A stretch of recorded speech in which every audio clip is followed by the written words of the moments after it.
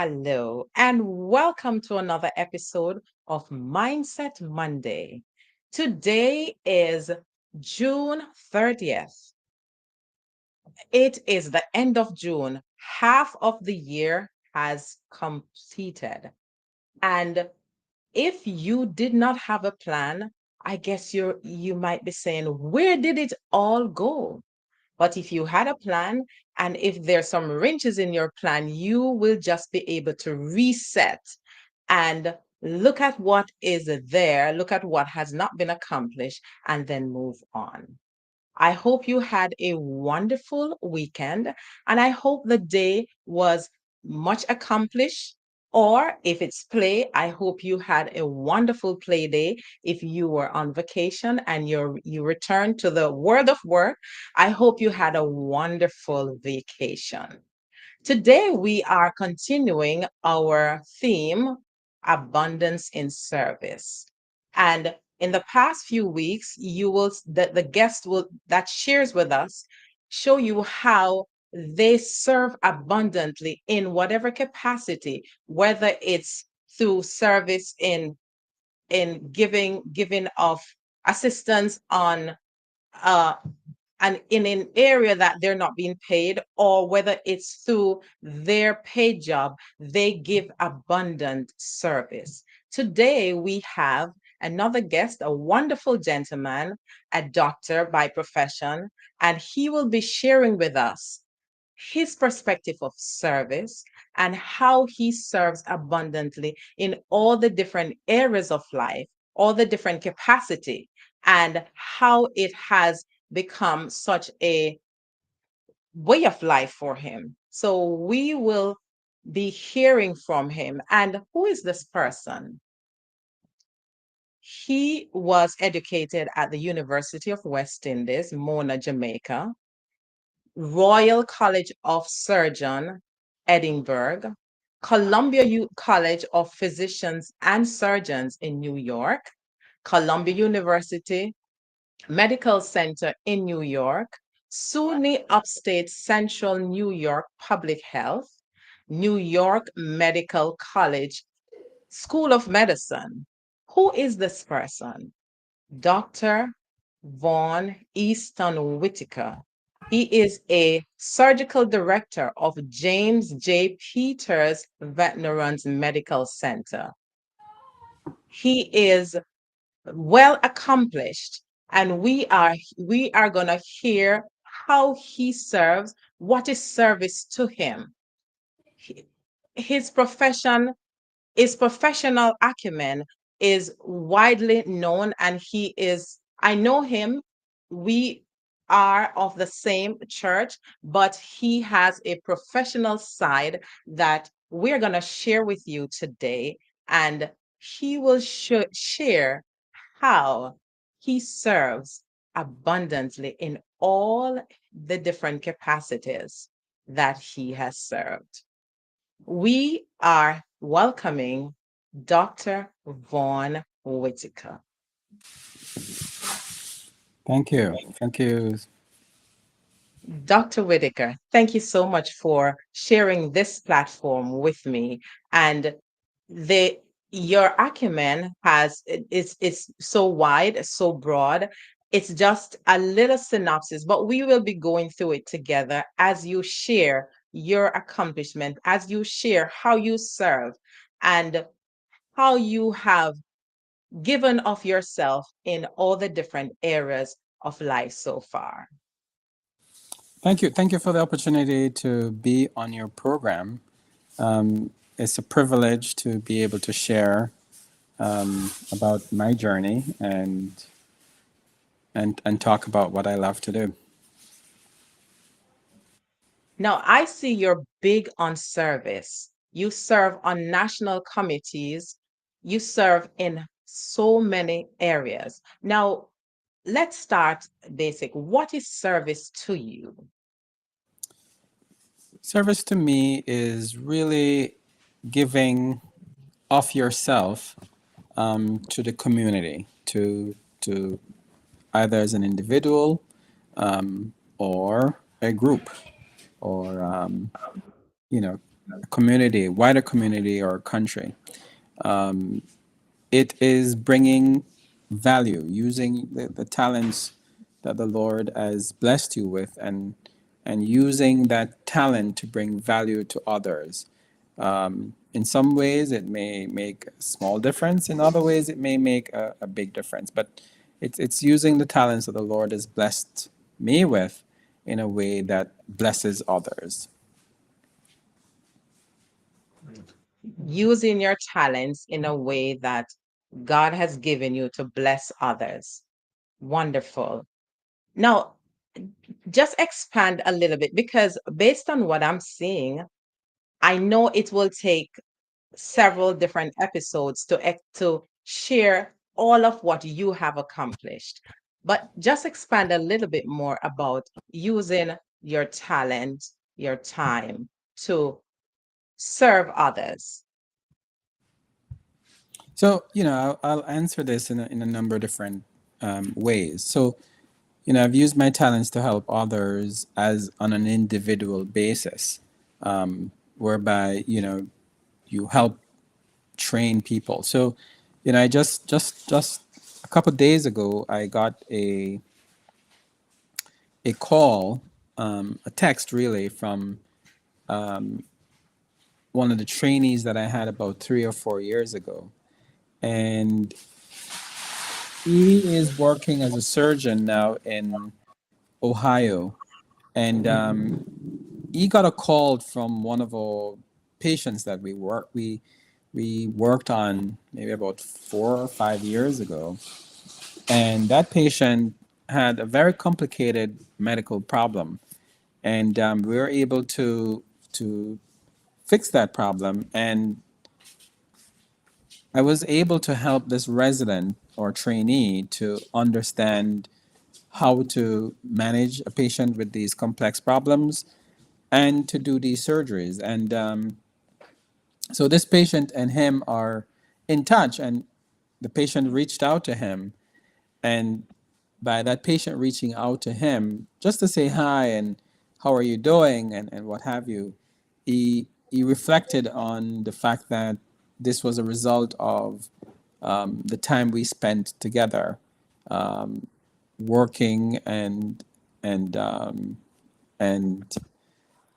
he reached out to me to send a note of appreciation that I'm really happy that I was able to work with you during that time. And he was saying, some of the things he learned from me continues to be helpful to him as he pursues his career currently.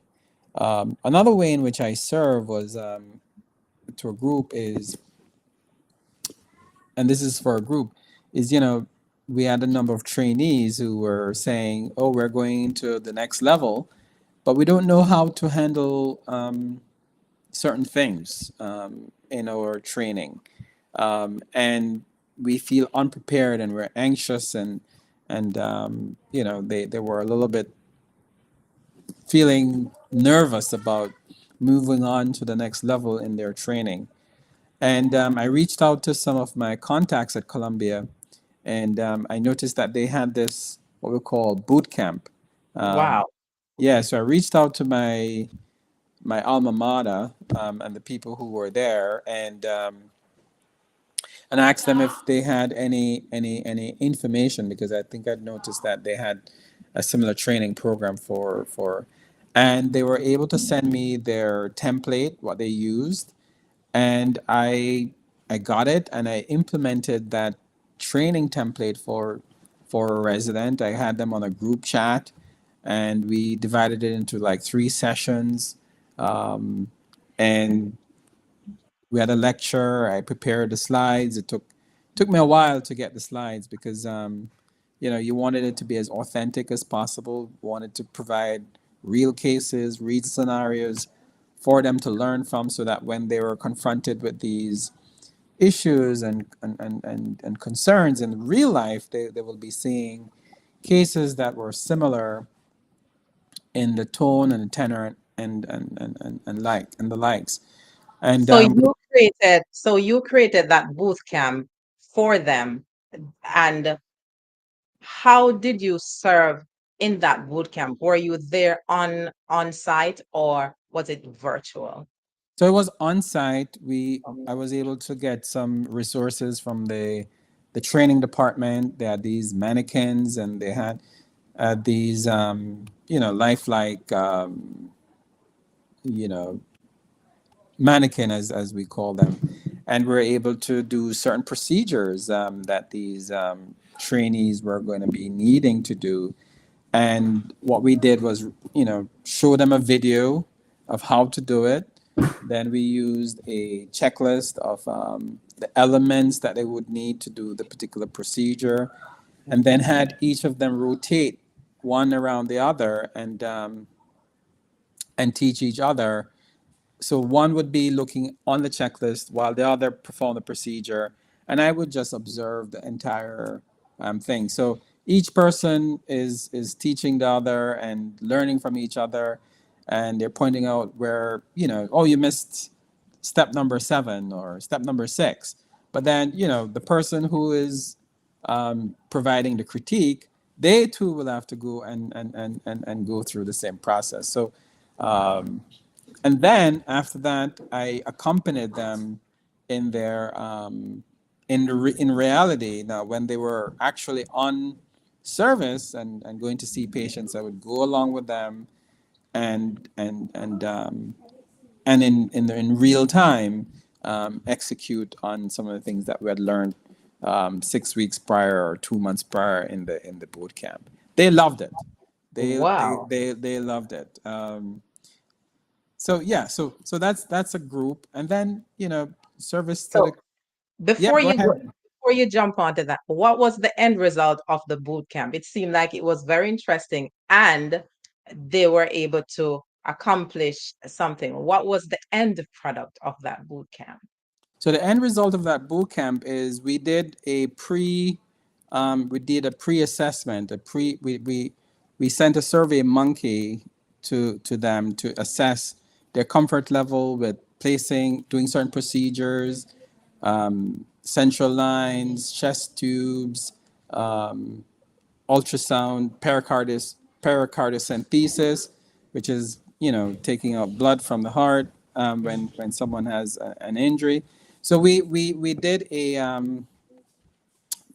survey, a pre-survey, to see what their comfort level was, how their knowledge base, how they felt about some of these procedures, and we also did a post survey.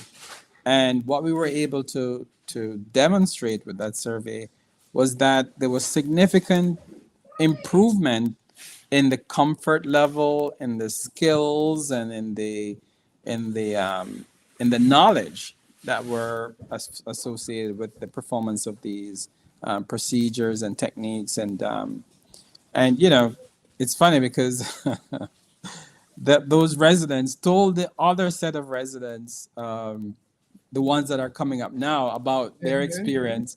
And of course, they're demanding and asking that the same thing be done for them. Um, and I provided the slides and all that. So another one of our faculty, well, I guess you could call it a junior faculty, has Mm-hmm. now taken on taken those slides and is running it. So it's something that I started, and they're going to continue with that. So it's like planting a seed and really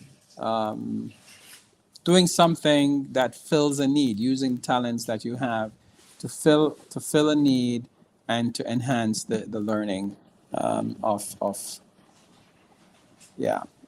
That's what you call abundance in service. You serve, and that seed was planted, and the harvest that is reaping. Others are learning from what you taught. Wonderful. Abundance in service. You also serve as the Living Donor Committee of the American Society of Transplant Surgeons. What is that like? So that's been an exciting part of my whole career. So the American Society of Transplant Surgeons is as the name suggests, is it's a group of surgeons who perform transplants in the United States, Mhm. and there are over 3,000 surgeons who does that line of work and are a part of this organization. And one of my passion is living donor transplantation. So I served on the committee that essentially was tasked with improving the lives and the welfare of living donors.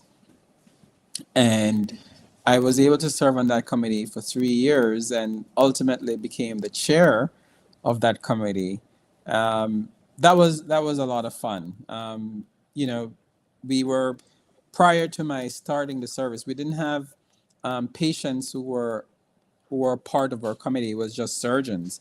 And then during my time there, I led the effort to include patients who had previously donated an organ to become members of this committee, That and must be exciting. oh, it was super exciting. The whole process of going through create I met on the committee, met with our committee members to figure out what the rules of what would the committee be like, making sure it had representations from all over the country. Um, Donors who had given different organs. So not just kidneys, but kidneys, livers, um, you know, or those who have given to a stranger versus those who have given to loved ones. Um, so we made it as diverse as possible, male, female, and those who we came up with some criteria and was involved in interviewing those who were interested. We sent out letters to the various programs to say identify some living donors who would be Mhm. willing to serve on a committee like this, and they sent out letters and then we finally got a number of people who were interested, and we interviewed them, and that was actually quite a learning experience for me because I learned from some of these people who wanted to serve what their experiences were like and what they would bring to a committee in Mhm. terms of surgeons who are looking to support living donors. Some of the experiences that they had, including they wish they had someone who, when they had a problem after they had their surgery and everything like that, but they don't want to feel like they're bothering the doctors or the surgeons, like maybe they have an ache or they feel something funny or they just have a question. And essentially, those are some of the sentiments that they expressed. And so eventually after about 18 months we're able to um, get them all elected, secured.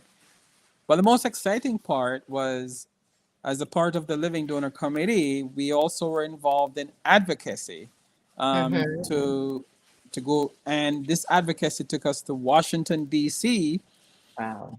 to help with making sure the laws um, were in support of living donation and Mm-hmm. supporting um, people who have given, they're putting themselves at great risk when they're living donors and having the surgery done. So, there's a Living Donor Protection Act, which is in front of Congress, and we wanted to lobby. And so, as a member of the Living Donor Committee, we wanted to go to Washington D.C. to help with the lobbying effort, but we had never taken donors to such a Right. lobbying effort. We had always gone as surgeons and the professionals, but I I was able to convince our board of directors at the national level to identify and provide funding so Mm-hmm. that the members of our Living Donor Committee could travel to Washington D.C. and meet with representatives and members of Congress and senators and in their offices, and to pay for that. And how did that? How was how exciting or fulfilling was that to both you and the donors? Oh my God, it was amazing. It was amazing. I mean, for one thing, the president of our group was excited that we were able to bring patients who had gone through the whole process of Mm-hmm. donation and actually given.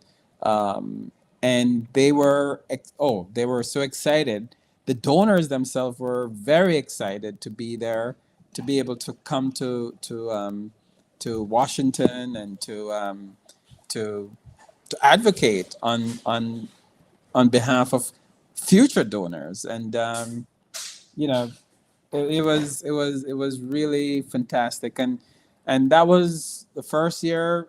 That was in 2023, Mm-hmm. the autumn of 2023.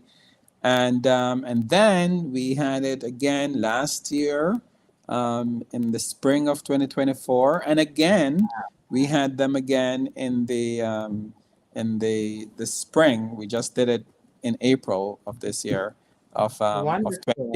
2025. So it's I'm very delighted. I'm no longer the chair of the Living Donor Committee, but to see that something that I had started as a member and subsequently the chair of the Living Donor Committee is very inspiring and very heartwarming to see that they're continuing. But that's part of the joy of service. You That's plant a seed, awesome. and you get to see it continue to serve and to continue to bring utility and service to others. Wonderful. That's awesome. Most people mainly know, myself and others mainly know of donors who who gave after death, but not knowing that this is a widely known, this is widely done. Donors who are living donors who have given. And I must say thank you, if there are donors out there listening. Thank you for serving in that capacity, putting your life at risk to help others. Thank you so much. And thank you for piloting that committee while you were there, and the joy that comes with that. That is so wonderful. Thank you. Abundance in service. So you're sharing that they're living donors. After, how do you serve? How do you serve as living donors? Do someone solicit them, or is it that it's a voluntary thing? They decide to come to the hospital and say, I would want to donate, or how does it happen? Yeah, so I mean, the well, even this podcast, abundance in service. I think being a living donor is one of the highest form of service that any human can do. I mean, when we think Amen. about when you think about what Jesus said about a brother, you know, love, what greater love that than this than someone lay down their life for a friend. Hmm. Literally, this is what living donors do. They're laying down their lives because, you know, yeah, we're surgeons and we do surgery, and but you know, we're not God, and you could die from surgery, right? Hmm. And and as much as we've really made it as safe as possible, there's always in that small way, that small possibility, so that when someone actually comes forward and say, I want to be a living donor, it is a true act of heroism and a Hmm. true angel. I mean, I think these people are amazing. Yeah. I look up to them because I think for you to really say I want to give an organ to another human being, so you're going to go through pain. Hmm. You're going to lose part of your organ, part of your Hmm. body, Yeah. and it's not going to benefit you, right? You're doing a surgery that literally does not give you any benefit. Every other surgery that we do is for the benefit of the patient. Maybe we're taking out a tumor. Maybe we are fixing a hernia. Maybe we're Hmm. making you look prettier in some cases. Whatever it is, every surgery, you know, that I perform otherwise, it is for the benefit of the patient. This is a surgery that is for the benefit of someone else. An Um, act of heroism. Act of Wow. heroism and really giving of themselves, and it's pain. And you know, like, look, when you do surgery, no matter how good your pain tolerance is, there's going to be some discomfort. Let's be honest. And living donors know all of that, and despite knowing all of that, they put themselves forward. And we ask them a lot of times, like, are you sure you want to do this? Are you sure you want to do this? Are you sure you want to do this? And even without us asking, I'm sure what happens is when someone has decided to be a living donor, everyone is discouraging them from donating. So Mm. unless they are determined that this is what they truly want to do, they really are getting a lot of discouragement. There are a lot of people telling them it's not a good idea. I remember I was a surgeon for a living donor, a teacher, and she wanted to give to her aunt. And so many people, even you wouldn't believe it, even doctors who you know, she would come to the hospital to do blood tests and get Mhm. evaluated by others, and you know, they're like, are you sure you want to do this? You know, there are risks, right? And and she, you know, we had a living donor support group and teaching program. That's another thing that I did. And you know, but one of the things that she said during one of those sessions was that she had made up her mind that this is what she was going to do. But along the way, there were so many people who were questioning her, like, are you sure you want to do this? Wow. Is this something you really want to do? I mean, why don't you let them wait for someone who is, you know, a donor who was passed on, right? So a deceased donor. Um, but she was like, nope, I love my aunt. She means the world to me, and I want to do this. And even more interesting are those who come forward and say, I want to donate to a stranger. Wow. That's really an act of heroism there. Like, and of course, you know, we do all the tests and we make sure, you know, those patients are mentally sound and they're truly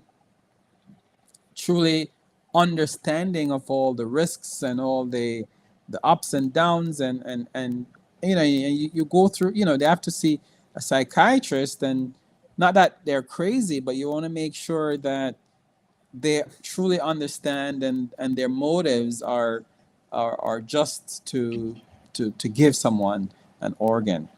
So let me just go back to what you're saying. You're saying that people actually come forward just out of the blue. They want to be donors. Um, how does how does a person qualify to become a donor? And what would be the process if you can say? Sure. So, you know, it's a very rigorous undertaking to become a donor of an organ, a living donor. One, if you're not healthy enough, then we won't we won't be able to take you as a living donor, because you need to go through the surgery with minimum complications. And if you have any medical problems to begin with, then you are at a higher risk of developing complications. So Mm-hmm. we want to make sure you are in tip top condition, tip top condition. So some of the things we want to make sure is that you're not you're not having any uncontrolled chronic medical conditions, such as uncontrolled hypertension, uncontrolled diabetes. Um, your weight needs to be below a certain amount, because if you're overweight, and you give one of your organ, it could then predispose you to further issues down the road. So we want to make sure the patients who are donors have are fit, and can manage. The other thing we look at is your mental profile. Have you been someone who's been giving, right? So maybe you've given blood in the past. That tells us that that's who you are. This is not something that's just popping up out of the blue. Okay. Or you volunteered for some organization, maybe volunteered for a toy drive, or volunteered for Martin Luther King Day and go and sit with some elderly people, read them stories, or what have you. Um, and not that you need to have done that to be a donor, but when we're looking at you, those things are reassuring signs that this is consistent with your personality, and you want to give. The other thing we So look any at. civic duty, if they volunteered any civic. So like for me, who have given blood like 4 times a year, although that's a painful thing for me because I don't like to see needle. So I would be considered in some way as an organ donor. Yes, Some I mean, consideration. yeah, Okay. we will say this is, your prior behavior is consistent with someone who has a mindset to give. But it's not a qualifier, but it is helpful to see that behavioral trait. The other thing that we look at is, we want to make sure you're fit, like you can walk for maybe a mile, or you can run, and you're not unable to do certain things, because when we take one of your organ or a piece of your liver or whatever it is, we want to make sure that you can recover, and be fit, and get back to your life, and get back to your routine. Mm-hmm. And typically, we advise our patients you're going to probably need about 6 to 8 weeks to get back. I've had patients who have done the surgery on, this is kidney recovery, Mm-hmm. and within 2 weeks, but these are uber fit people. Within 2 weeks, I had this woman who was running. So before surgery, she was running every day, and she's like, Wow. "Oh my God!" I mean, so she came in to see me for a 2 week visit, and she says, "Doc, I have a confession to make." I said, "Okay, what happened?" She says, "I went running." Wow. She went running. But we encourage the patient to rest because you want your wounds to heal properly from the Right. inside, so you don't get hernias and all those things and stuff like that.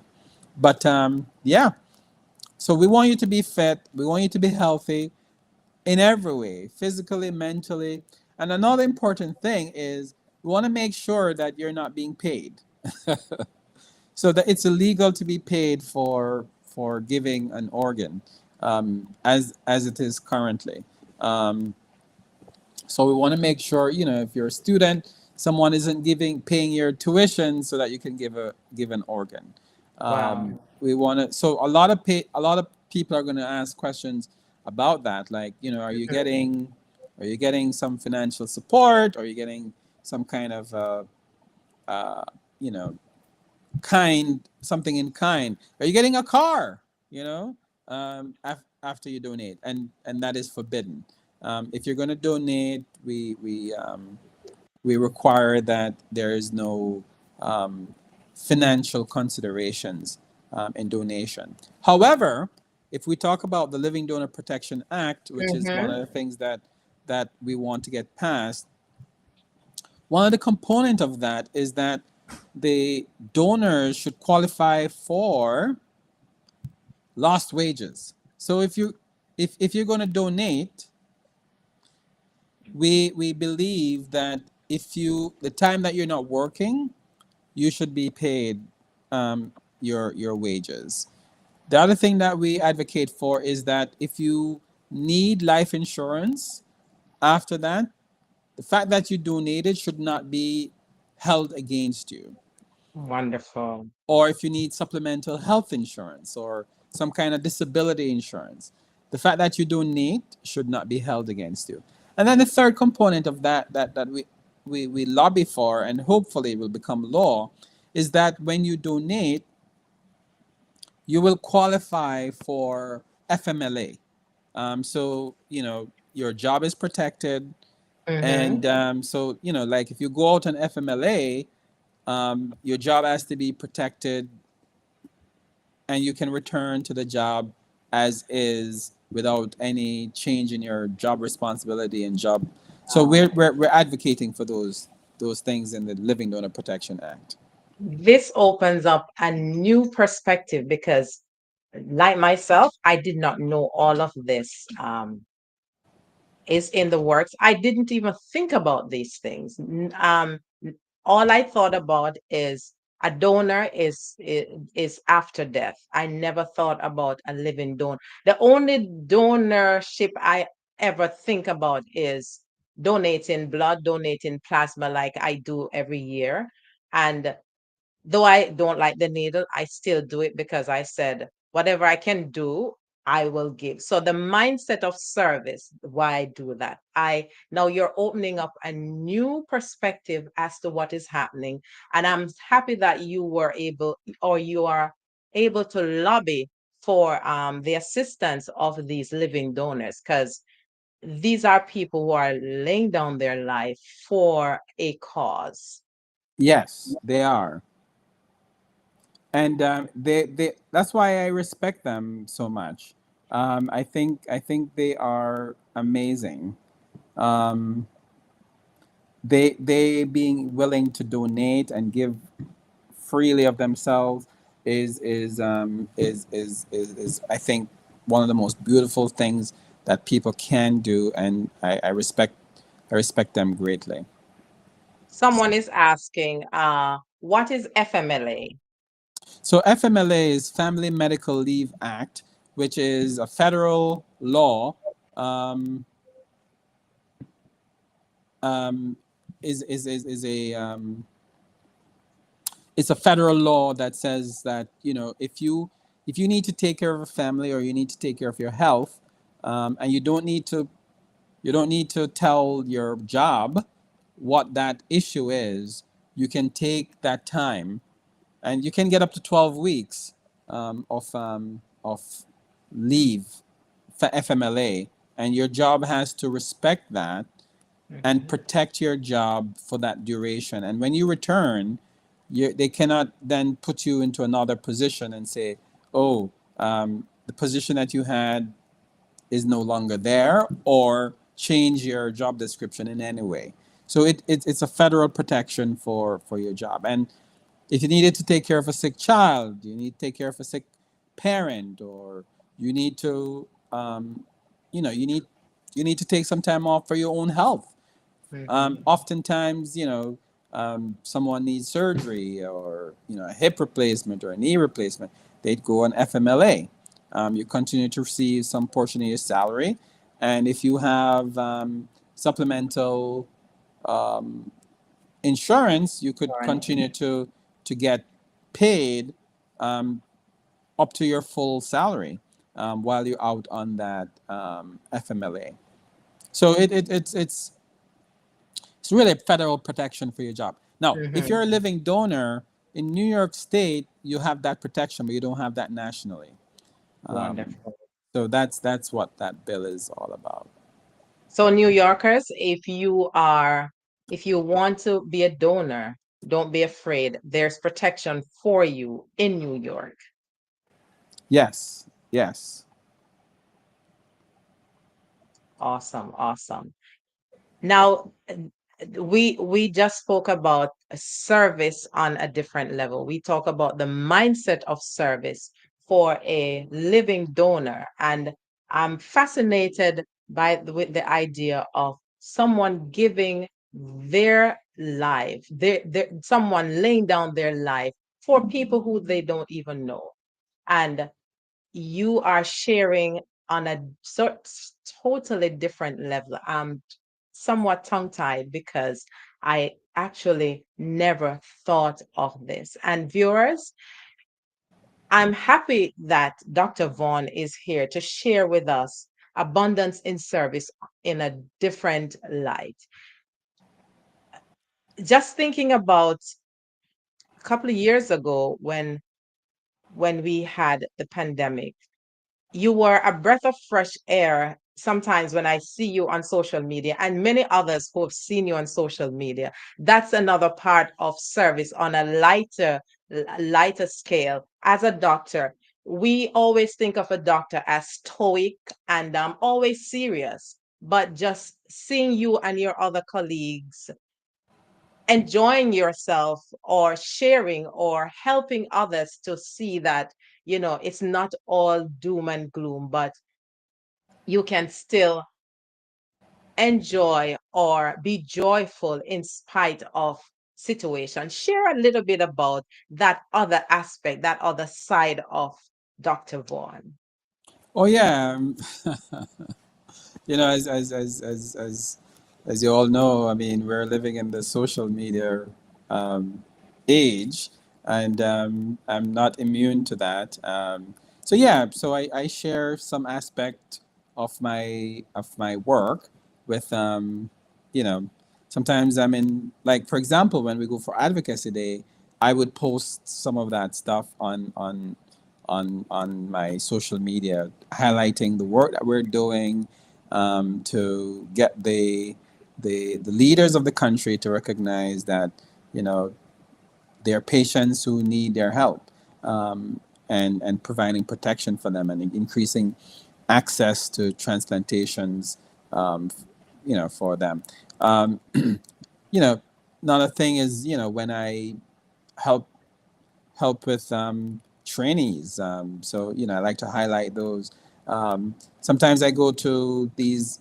One of the most wonderful things is when I go to like these kindergartens or middle school, and I'm able to interact with these kids, and when you look at them, they're so innocent, and you can just see every possibility in their little eyes, and you just know that they can be anything they want to be, and it is always for me such a pleasure to be in a situation like that, and to interact with them, to just feel they're magical, and to feel the magic of possibility, Mm-hmm. the magic of what tomorrow could be if they follow the dreams and the paths that that they imagine for themselves. And so yeah, sometimes I'll put that out there on social media as well.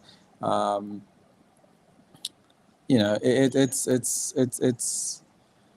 light, but it's also, a way to shine light on some of the other aspect of what you do. Wonderful, wonderful. Abundance in service in different ways, and being a holistic person as you are, you just share your light everywhere. Now, as you are serving, be it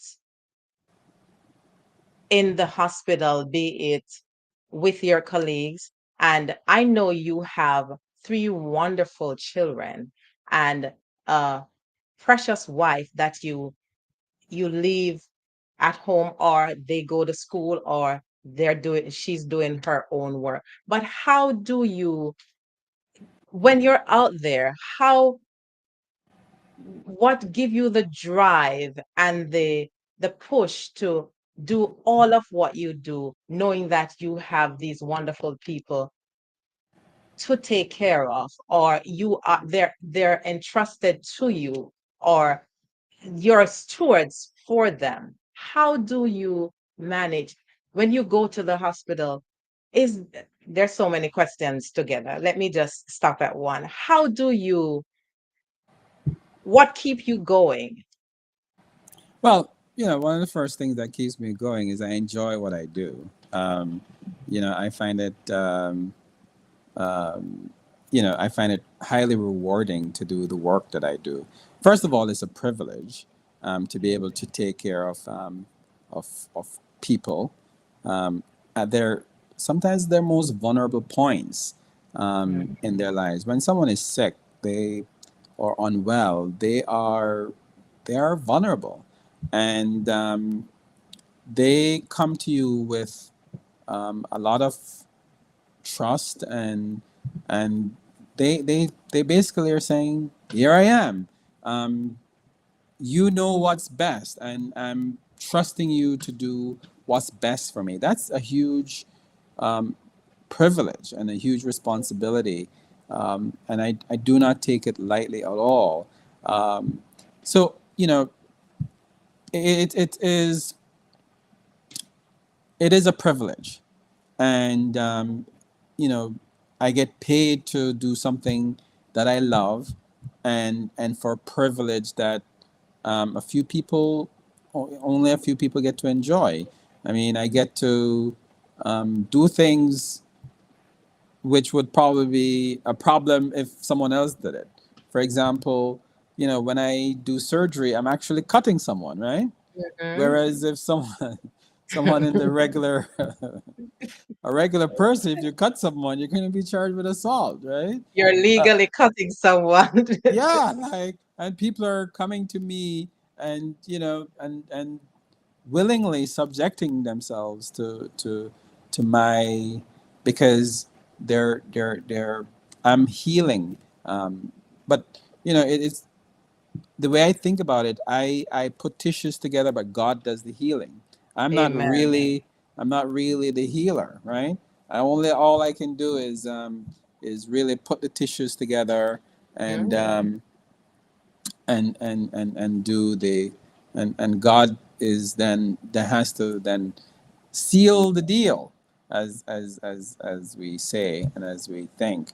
Um, but yeah, that's what keeps me going. And then we try and enjoy ourselves as a family. We go on these vacations and time away, and we have fun. And now that it's summer, one of my favorite times of the year, I take out the grill and we go into the backyard, and we fire that up, and we have fun. We have fun, and we enjoy each other's company. And recently I saw something that reminded me that the time that children spends with you as a you're going to spend more time, if we all live long enough, we're going to spend more time with our children as adults than any other time.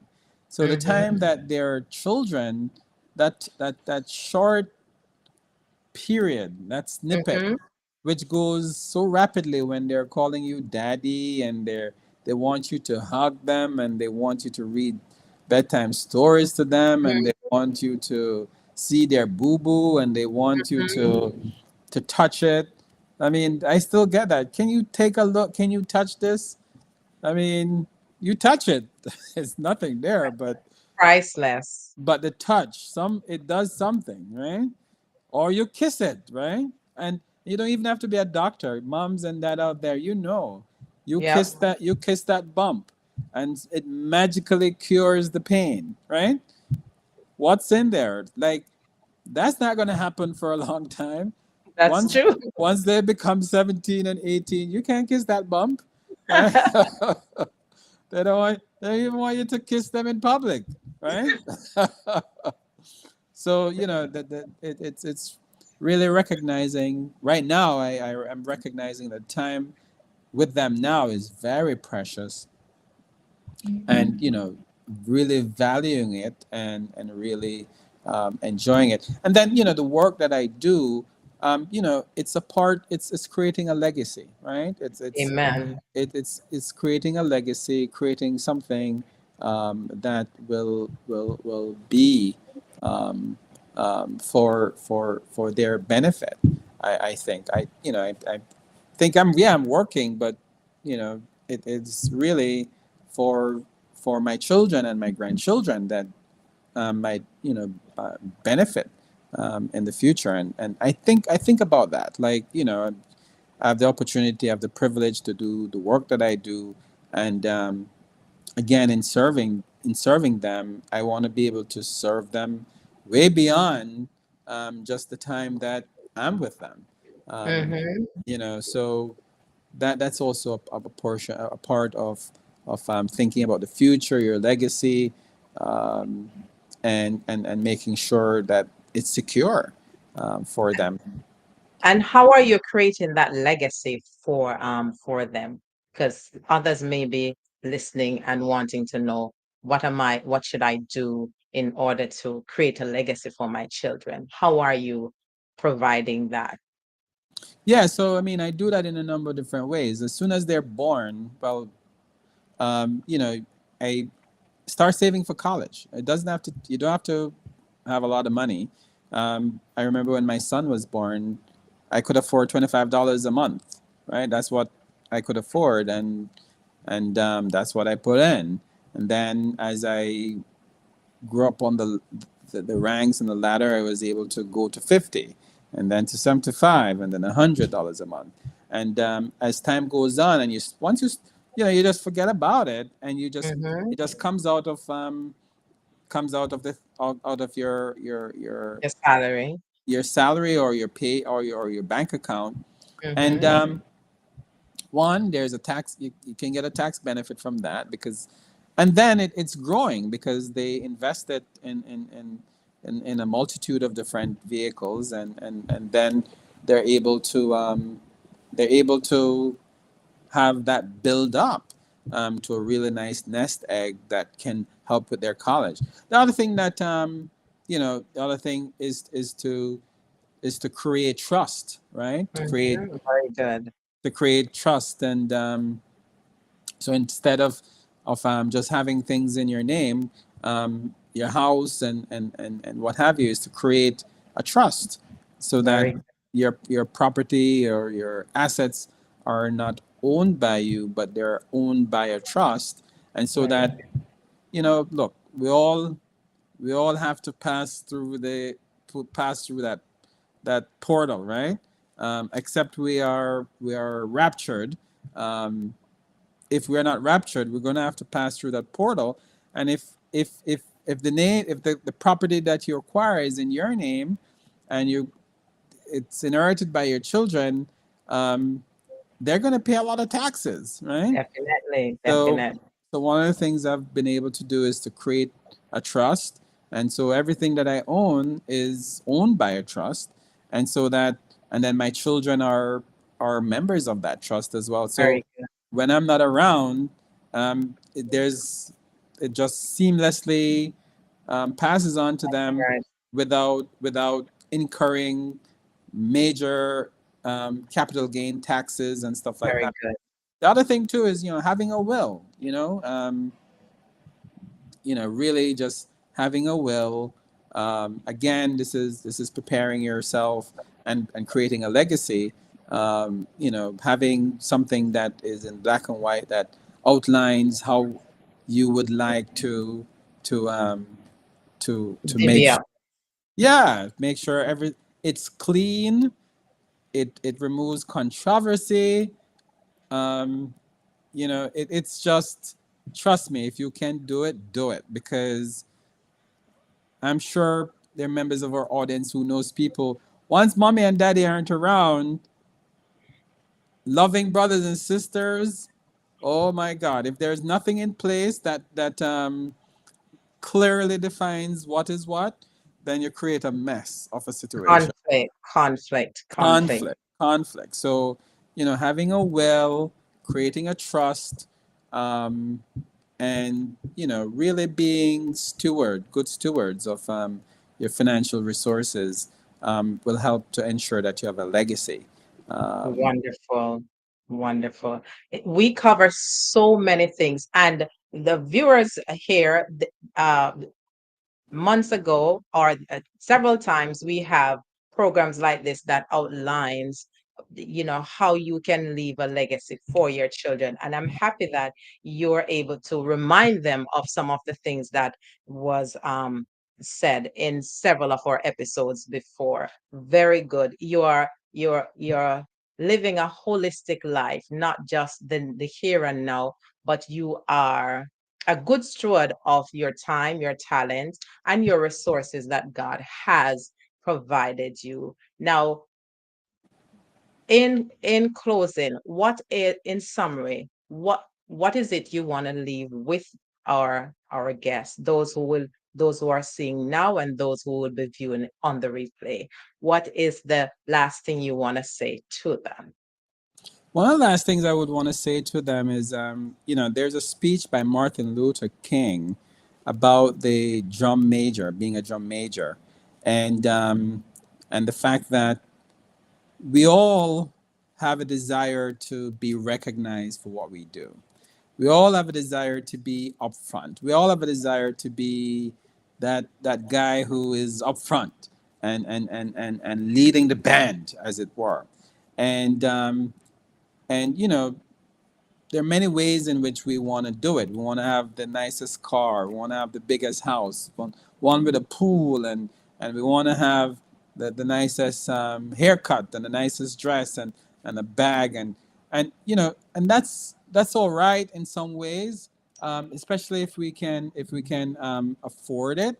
But sometimes we overdo it and we go beyond our means to afford those things, and so but the point is we have that instinct to be a drum major, and but Martin Luther King in that speech says that instinct to be a drum major is maybe not a bad thing. Just turn it around to be a drum major for service, a drum major for doing things that benefit others, doing things, so if whatever it is that you do, if you clean the floor, man, make sure that is the most sparkling floor there is, right?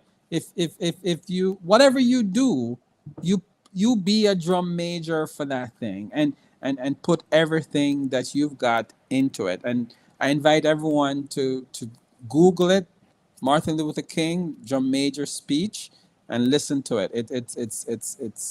It's fascinating, and that would be my and do it for service, and that would be my parting words. Let's be drum majors for service, um, and do everything to our best. Powerful, powerful. I thank you so much. And just ending with this, being a jump major for service, abundance in service. And I started this year with my theme scripture, The thief cometh but for St. John 10, verse 10. The thief cometh but for to steal, to kill, and to destroy. But I am come that you might have life and have it more abundantly. So abundance in service, abundance in everything. As you talk about Martin Luther's speech, the drummer, the master drummer, being abundant in service, that you will hear, well done, thou good and faithful servant. Thank you so much for your gift, your vulnerability, and just sharing with us some of the things we did not know. You enlighten us, and it's an honor and a privilege to have you serve in this capacity as you share your service to humanity. Thank you so much. Viewers, it's an Thank you. honor to have you listen to us and seeing and understanding and hearing another human, how he gives of himself. Make sure you subscribe and hit notification all so you won't miss anything that is happening on this side. Once again, this is Miriam Edwards for another episode of Mindset Monday.